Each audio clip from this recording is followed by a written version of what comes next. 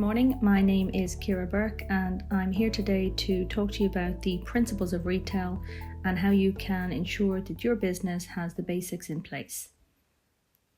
While the formats of retail have changed greatly over the last 20 years, and there have been great shifts away from traditional bricks and mortar businesses and huge advances in e-commerce, many of the core principles remain the same. And this is true regardless of the type of goods and services that you sell or even the platform that you choose to use for your retail business.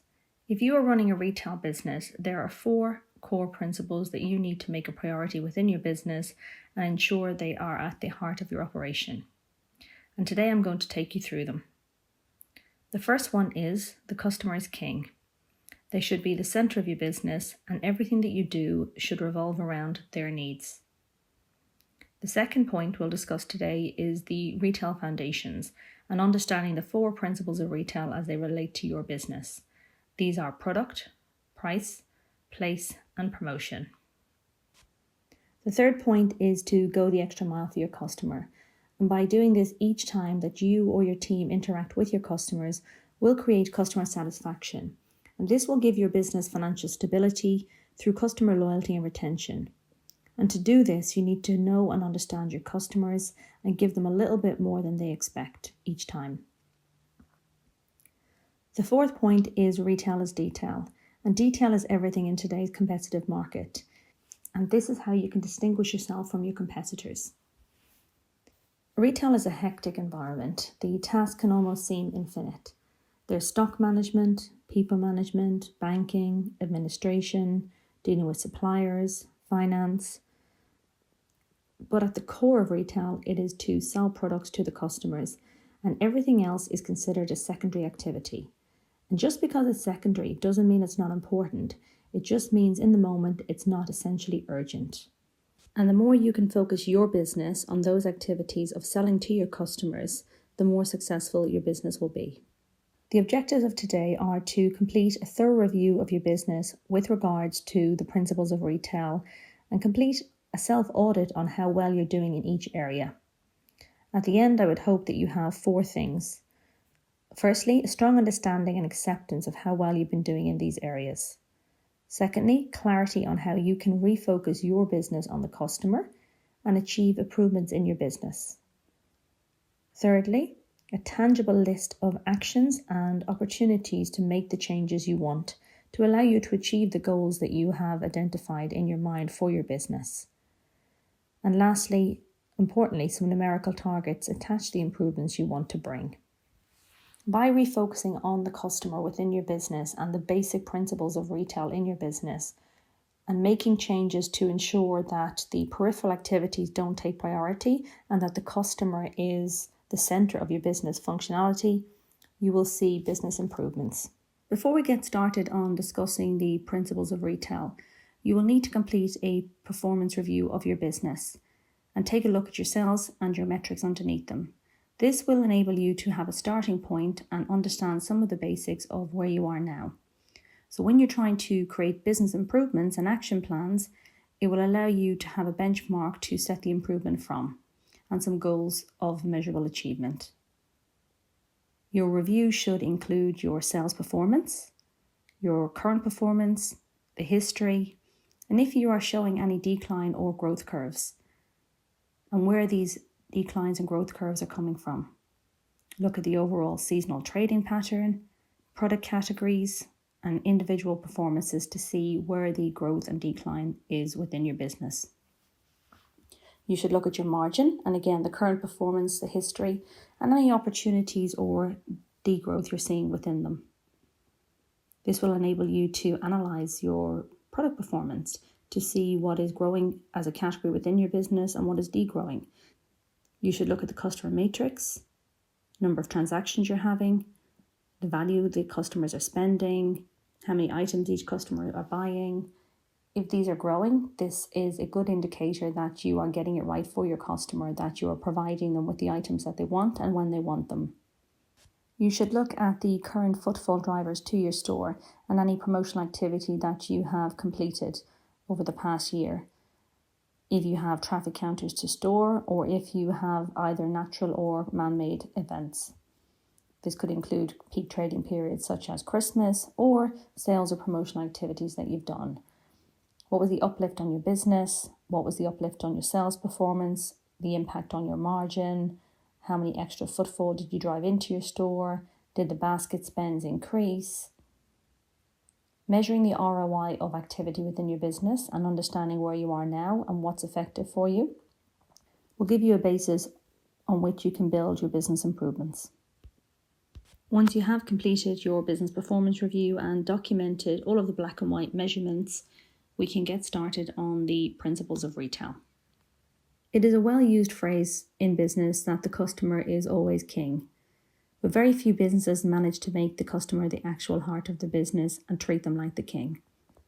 And when you look at your business, you have to ask yourself, is the customer king in your business? The reality is, in today's world, it's a necessity to put the customer at the heart of your business. We all know that it costs more money to attract new customers than it is to retain existing customers. But retail businesses must do both to be successful. Retaining old customer is very important and will give your business financial stability. But if you don't grow your business and attract new customers, it could make your business stagnant and put you at serious financial risk. You will always lose some customers for a variety of reasons, such as change of address, and your costs won't remain the same. There will always be inflation, increased employee costs, and if you don't have increasing sales to fund these costs, your business will be at serious risk. So one of the very basic foundations of retail and one of the most important principles is to make the customer king within your business and to ensure that all of your business decisions and the heart of your operation is based around the customer needs. So how can you review your business and assess how well you're treating the customer within your business? To give you a point of measurement, we will discuss today how you can complete the review. Firstly, you will need to define your core activity. Secondly, you will need to understand the customer touchpoints within your business. Thirdly, you should define what a good customer journey looks like for your business. And fourthly, what does a good customer experience look like for your business? If you don't know what you're trying to deliver, you can't measure against it. And measuring against it allows you to see where you're doing well and where you're not doing well and find the opportunity to improve that for your customers. This in turn will improve your business performance. And to enable you to do this, the last point is to take a walk in the customer's shoes. So the first step we will discuss is to define and assess what is your core business activity. What is it you should be doing with your time? If you run a beauty business, should you be completing beauty treatments? If you're selling flowers, should you be creating beautiful flower bouquets? If you're selling makeup, should you be in store completing mini makeovers to customers and selling them products based on it? When you think about what is your core business activity, it will be useful to address these questions. What do you think your core business activity is? How much time do you think you spend completing these core business activities? How much time is eaten up by peripheral activities within your business that do not contribute directly to sales or the process of selling? How well do you think you're doing on your core business activity daily? And can you identify any quick wins to improving your core business activity immediately? When you're trying to simplify and think about what is it your business does, it can be helpful to consider some of the biggest players in the world and how well they do it. When you think of Ciara, you think of fast fashion. When you think of Starbucks, you think of coffee. When you think of Waitrose, you think of supermarket, grocery store. These businesses may do many other things, but ultimately their core business activity is very simple. So when you break down your business, aside from all the things that you do, what is your core business activity? Understanding what it is you're supposed to do and ensuring that you prioritize those activities and spend most of your time doing it will be a big part of ensuring that the customer is king in your business. Now we will move to the second point, understanding your customer touchpoints. What is a retail customer touchpoint? A touchpoint is any time a customer or potential customer comes in contact with your brand, before, during, and after they purchase something from you, including in formats such as your website, social media platforms, traditional and digital advertising, company and brand events, product catalogues, store brand reviews, your point of sale, physical locations, in-store journeys from greeting to exit, answering the telephone to queries, customer support channels.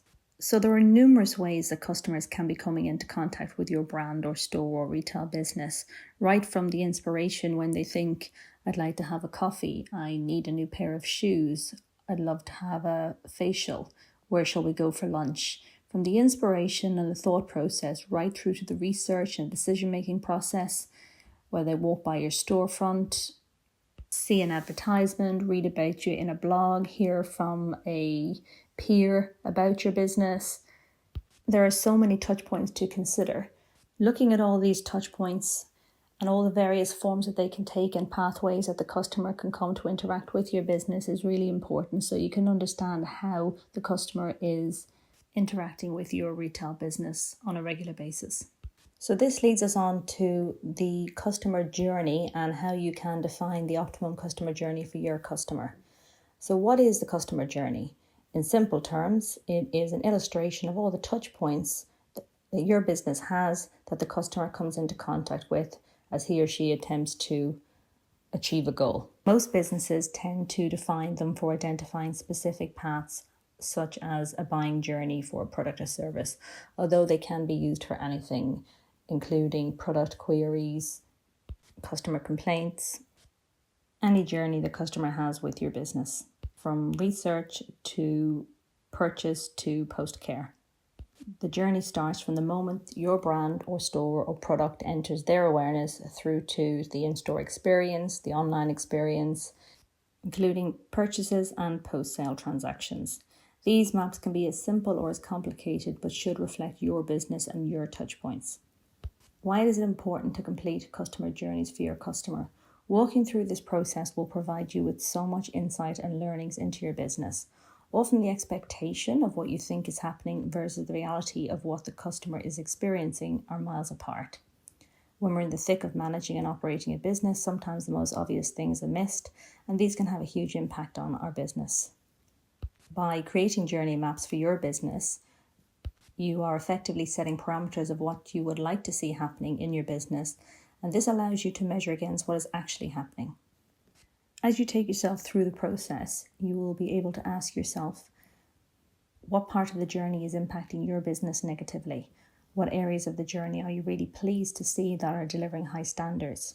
What areas have the potential to expand or improve and ultimately bring you improved performance? Let me give you an example, and I will take something fairly simple such as a coffee shop, whereby a customer decides they want to have a coffee. This is the moment of inspiration and they've made a decision. Then their mind moves to where should they go to purchase that coffee. Start to consider locations, proximity, good experiences they've had previously, cost may play a role, and ultimately they make a decision. They then head to their desired place, where the buying journey will look something like this. They arrive at the location, there will be some sort of queuing involved, there will be a decision to be made on the type of product they want to purchase, there will be the interaction with the cashier while they place an order, there will be the payment process, and some waiting time while they wait for the drink to be purchased. If they're drinking their coffee in-house, there will be trying to secure a seat. Lastly, they will retrieve their drink and either exit about their day or take a seat.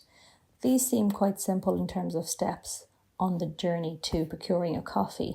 However, if you consider the amount of touch points that a customer comes into contact with, there's a lot of opportunity to make that a very good buying journey and experience for the customer, and a lot of potential for things to happen on that journey to impact the customer in a negative way. Next, we'll move to point number 4, which is defining the ideal customer experience for your business. What is the difference between the customer experience and the customer journey? The experience is all about understanding the emotions the customer undergoes as they go through the customer journey in your business. and more importantly, why they may not come back. Just because a transaction was completed, it does not mean that it was enjoyable or that the customer was satisfied and will return. There are many things that can impact the customer experience. Some examples are a long wait time at a checkout, temperature too hot or too cold in the business, music too loud, inefficient staff knowledge, poor product selection or availability, slow browser on your website, payment facilitator stalling numerous times, long delivery time with e-commerce deliveries. You may see transactions being processed and achieving sales, but if the experience along the journey was poor for a variety of reasons, the customer may not return. Define the optimal experience for your customer in your business using your own journey and touch points. Take yourself through the process in detail and identify what part of the experience is impacting your business negatively. What areas of experience were you really pleased to see were delivering high standards? What areas have the potential to expand or improve? We'll use the same example of a coffee shop as we've used in customer journey, things that can affect a customer experience. Somebody arrives at the busy establishment. There's a long queue. The music is playing is not to their taste. It's cold outside but too hot inside. These are things that can affect a customer experience and are very hard to control for a business. You add in factors such as the human. The person taking the order gets it wrong. The person making the order gets it wrong. These affect the customer experience, and while it might be corrected, at the end, is the customer happy? Did they have a good experience on that journey? As I've given you examples of talking about a coffee shop, I have added in a customer feedback from Starbucks. You'll be able to clearly see the journey as the lady goes to make her purchase, and you can look at the emotion she's experienced while she's making her purchase. So now that you have understood what the touch points of your retail business are specifically and what you would hope a good customer journey looks like, and identified and defined the optimum customer experience for your business, we move to the next phase, which is to walk a mile in your customer's shoes. This will allow you to separate the perception and hopes you have for your business to the reality that the customer is actually experiencing. I'm sure you've heard the phrase walk a mile in your customer's shoes before, and obviously the idea is quite simple. It's that you put yourself in your customer's position and see the situation through their eyes. But what I would say is before you take a walk in your customer's shoes, it's important to take your own off first. And what do I mean by that? I mean, as retailers, although we can try and see the experience from the customer's eyes, sometimes we do not or cannot because we know too much from being on the inside, and it can be hard to separate ourselves from what we think the customer receives to what the customer actually experiences. And if you are failing to understand things that impact your customer negatively, this will be costing your business money. So it's very important to try and complete this walk, and ultimately it's a self-audit, and do it with open eyes to seek the opportunities to improve your own business. Ensure you complete the review from all angles, in store, online, researching information about your product, type your own name into Google, try and find something in your shop, phone your store for some customer query or to identify a product. Thoroughly investigate the use of your own website, from searching for products to the payment and checkout services. So just to recap, take a walk in your customer's shoes. Ensure you take off your own shoes first. Be sure to separate your perception from the reality. Understand the points and issues that are impacting your customer, both in a positive way and, importantly, negatively. Evaluate from all angles and ensure you include all touch points. Next, we will move on to the second principle we are going to discuss today, and these are the 4 Ps of retail. And as I've said earlier, this is an incredibly old principle, but still has validity in all aspects of today's market and underpins any retail business. These 4 Ps are product, price, place, and promotion. And we will start with product. Product is at the core of the 4 Ps, as essentially this is what the customer is paying for in every retail business. You need products that your customer wants to buy and a range that will satisfy your customer's needs. These products must also deliver a profit for you to enable you to have a successful business. So ensuring attention to detail with the product you sell is essential.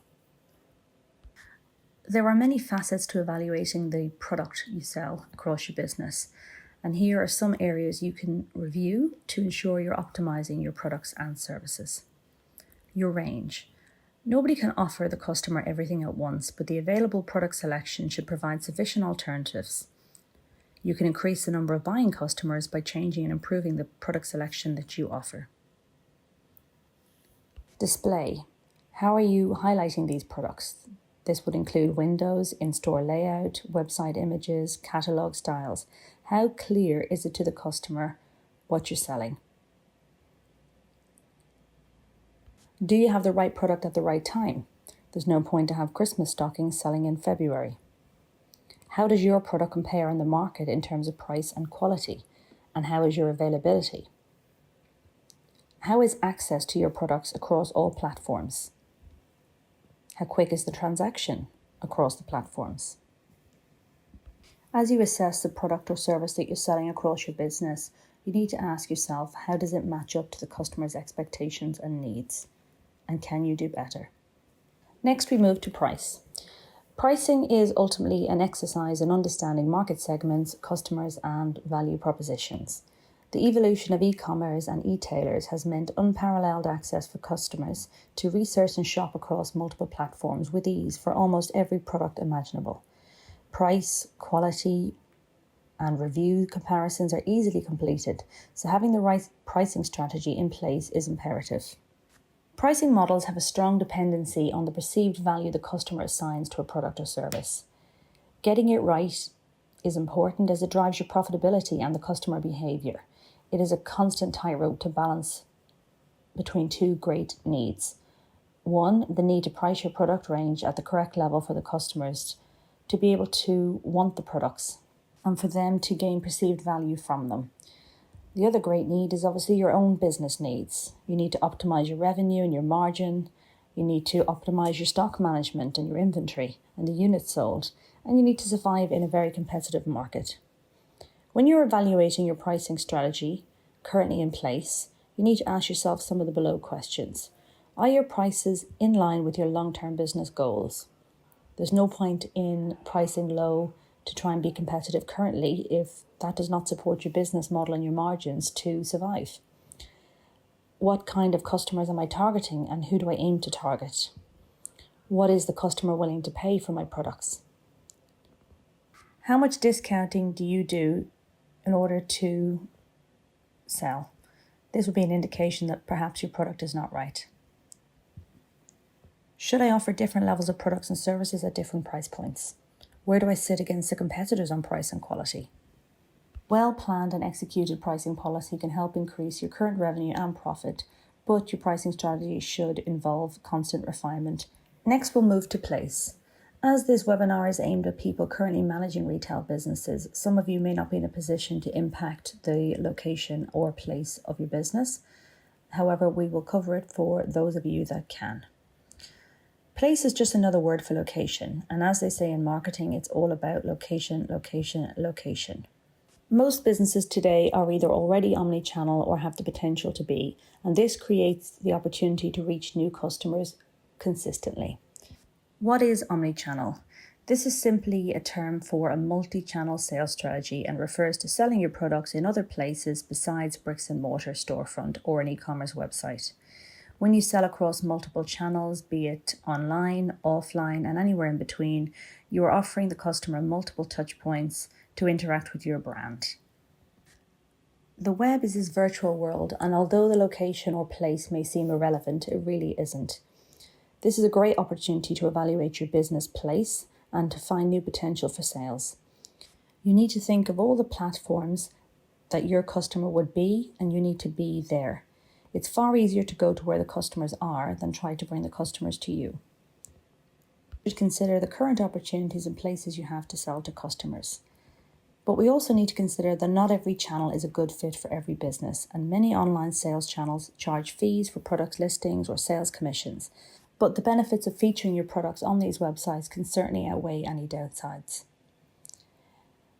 Here are some of the biggest and best examples of marketplaces to consider for your business. If you want a general marketplace, Amazon is best in class. eBay is a very good auction marketplace. You have social media, such as Facebook and Instagram selling platforms. These product marketplaces are designed to make the process easy for sellers and buyers alike, with minimal technical knowledge required and built-in marketing to a large database of existing customers. Ask yourself, are these the right places for my products? And are there more places my business should be? Things to consider are, where is your customer? Where are your competitors? What is the cost of these sites and are they viable for your business? How is the accessibility and the convenience for your customer for these products? Reviewing place for your business should provide opportunities to increase your selling space across some platforms. And this in turn should provide the opportunity for more sales. The last of the 4 P's is promotion, and this can be an almost exhaustive area of opportunity to increase your business. But not all mediums and messages will increase your sales and profitability, and bearing in mind most businesses will have limited finances and finite resources. You need to work out the best way to promote your business. There are, of course, obvious signs to know if your business is doing promotion well. These are such as increasing sales and profitability, a growing customer base, strong return on investments when promotions are completed. But not everything is as easy or as obvious to see. Today we're going to talk about 3 key areas that you can use to evaluate to ensure that you have the optimum promotion strategies in place for your business. Start with number 1, the right message at the right time. Every business, be it food, service, e-commerce, storefronts, should have itself an annual trading calendar. This takes a holistic look at the year and the trading opportunities that can increase sales. Examples can be January New Year, February Valentine's Day, sporting events. March you have Women's Day, Mother's Day, spring, Easter holidays. The trading calendar for any year will always have peaks and troughs, and it's important to ensure that you capitalize on these peaks and try and lift the lows. Promoting at the wrong time can be a complete waste of time, energy, and money. So it really is important to think in advance of what you want your trading calendar to look like for the year. The second point I'd like to make is asking yourself, what are you trying to say? What is it you want to promote? There are numerous messages you may want to promote about your business. These include things such as location awareness, brand awareness, new product ranges, new information such as Christmas shop now open. Having a promotions calendar allows you to plan out these messages at the optimum times. You can use your promotional calendar to target whatever opportunities suit your business needs. This can be increased revenue at times. It can be used to reduce inventory and improve cash flow as needed. The opportunities are endless. The last element under promotion for discussion is, are we using the right medium for your promotional message? There is almost an exhaustive list of mediums for which you can choose to advertise your business, from the more traditional routes of TV, radio and print, to more common online marketing and SEO, social media platform, Google ads, Facebook ads, content marketing strategies, using influencers, affiliate marketing, and PR and events. How to ensure that you're using the right medium? Firstly, you need to decide, are your messages above the line or below the line? Above the line means it's targeted to a wider audience, and below the line means it's more specifically targeted to segments of a customer. To give you an example, social media profiles are above the line in nature because they're targeted to a mass audience. However, any ads that are run on social media would be below the line, as these should have a level of targeting attached to them for various customer segments. When running promotions, how do you decide the right medium for that promotion? You should evaluate in your decision-making process, what are you promoting? Is it a brand, product, a special shopping event? What is the call to action and the duration of the promotion? Importantly, what is your budget? What ROI, return on investment, do you expect to have from this promotion? And what will the measurement of success be of the promotion? Considering all these factors should allow you to make the best decisions available to you for choosing your medium for promotion. The third principle we're going to discuss today is going the extra mile. Why is this so important? Every business, product, category has numerous competitors offering the same or similar products across many platforms. Customers, quite frankly, can choose to go elsewhere and satisfy their need quite easily, leaving you with less business, less cash to pay your bills, and ultimately less profitability. So how can you distinguish yourself from others and in return gain loyalty and continuous business from your customers? Here are some ways that you can go the extra mile. Get to know your customers. Great interactions begin with knowing what your customers want and need. Be consistent in what you deliver. Correct your mistakes. Mistakes happen, but it's a very important part is to own them and correct them. Go above and beyond in your interactions. Give something extra in your interaction. Notice a need and try and fill it. Take a personal interest. If you take a look at your business and ask yourself, how often are you going above and beyond in your transactions? I recently purchased some flowers for a family member, and for me, this service went the extra mile. I purchase a lot of flowers for occasions, for friends, for family, always online. This particular company was actually based in New Zealand. The customer journey, it was good, the website was easy to use, the selection process was easy, the payment was swift. There was no problem. Flowers were delivered, job done. How did this company go the extra mile? For me, quite simply, it was in its communication and aftercare. It was effective and it created an enhanced customer experience that I recall the brand positively and I'm now telling others about it. It took time to create a positive review online, which in turn should help them create new customers, something I rarely do. And 3, I would return as a customer and repeat my transaction. So what is it that they did? They simply emailed me to let me know that my delivery had been made, and they added a photograph of the actual bouquet that was delivered. Simple, you may say, and yes, it is, but it's not a thing I've ever received in any flower order online before in the UK. It addresses key concerns with online shopping. It says, did my person receive them? And did they look as good as I hoped? Small action and a big impact. I truly believe that customer service is not a department, it's an attitude. Satisfied customers create loyalty, create repeat business, and ultimately add profit to your bottom line. And it's within everyone's power to make that effort and go the extra mile. The last point we're going to discuss today is retail is detail. Taking time to analyse all aspects of your business is critical to be successful and making profitable decisions. You have a lot of facts and information that you need to manage, and using the solid information and analysis available to you will help you make the appropriate decisions. Retail by its very nature is a busy business. There are a lot of activities that you need to do just to get the job done, to keep the store open, to keep the website online, your daily manpower requirements, administration, and just the basic operation of supply and demand with products and serving them. We've talked a lot today about customer journey and customer experience, and understanding the things that impact your customer and the amount of variables that are involved will help you have a true understanding of your business and make appropriate decisions that impact your customers in a positive way. The difference between successful businesses and unsuccessful businesses is often the detail. If you can make better buying decisions with your products, buy better quantities, have better price negotiations, if you can ensure your supply chain is on time, if you have the right range of products, knowing what your customer wants and being able to give it to them at the right time, at the right price, in the right availability will help your business.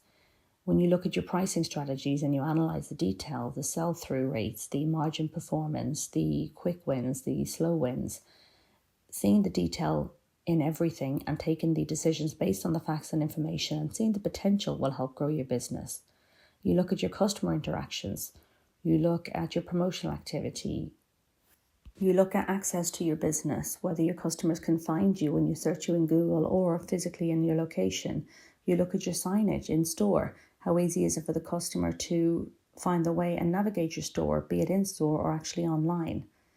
Looking at all aspects of your business in the right level of detail will allow you to see the things that you're doing well, but also the things that are potentially harming your sales and your customer experience.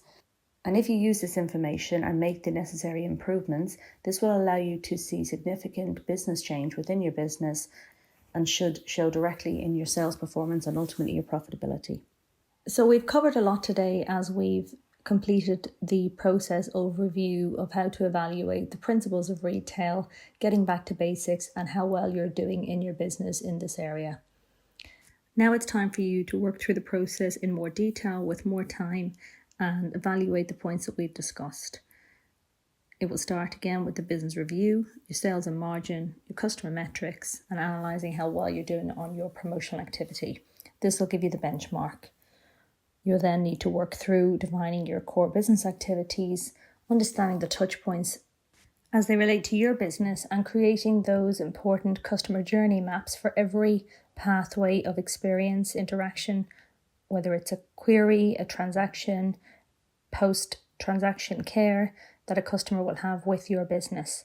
You'll also need to define the customer experience mapping, so you can set the optimum parameters of what you would like to be happening with your business, and then this allows you to measure against what is actually happening. You can complete process reviews in your business, complete mystery shops. There are numerous ways to explore this. The next steps for you to complete evaluation on is the foundations of your business, your 4 Ps, your product, what you're selling, how wide is your product range and your offering for the customer, how does it meet your customer needs, how is your pricing strategy, where do you sit against your competitors.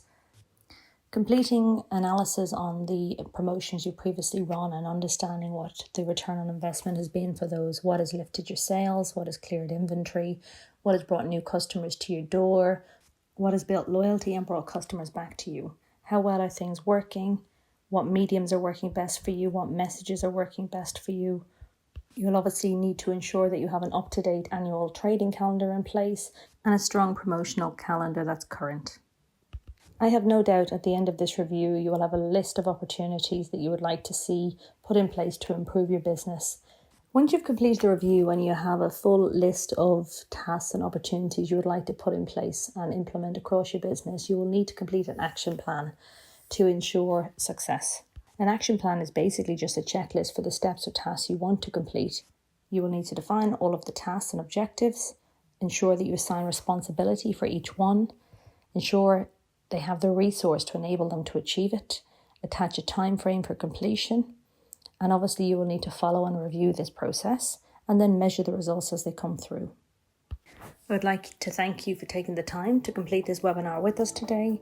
I wish you all the success in your future retail businesses.